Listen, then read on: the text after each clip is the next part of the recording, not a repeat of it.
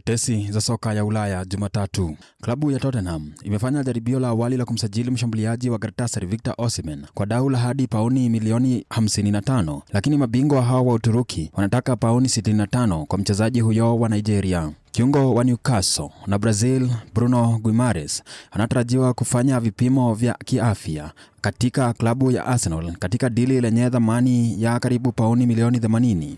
Kwingineko, Atletico Madrid inatafakari uwezekano wa kumsajili winga wa Manchester City Jack Grealish, huku Everton na Aston Villa pia wakifikiria kuwasilisha ofa kwa Mwingereza huyo mwenye umri wa miaka 30. Tottenham imefanya mazungumzo na mshambuliaji wa Liverpool Cody Gakpo, lakini klabu yake ya Liverpool haina mpango wowote wa kumuuza mchezaji huyo wa Uholanzi mwenye umri wa miaka 26. Kipa wa Braga Lucas Honiseck amekamilisha vipimo vya kiafya na anatarajiwa kujiunga na Newcastle baada ya kipengele cha kuvunja mkataba wake wenye thamani ya pauni milioni 25.7 kulipwa kwa mchezaji huyo wa kimataifa wa Jamhuri ya Czech Republic. Hull City inakaribia kufikia makubaliano ya kumsajili mshambuliaji wa Nice Mohamed Ali Cho aliye na umri wa miaka 22 kwa ada ya takriban pauni milioni 17 ili kupata mshambuliaji huyo wa Ufaransa.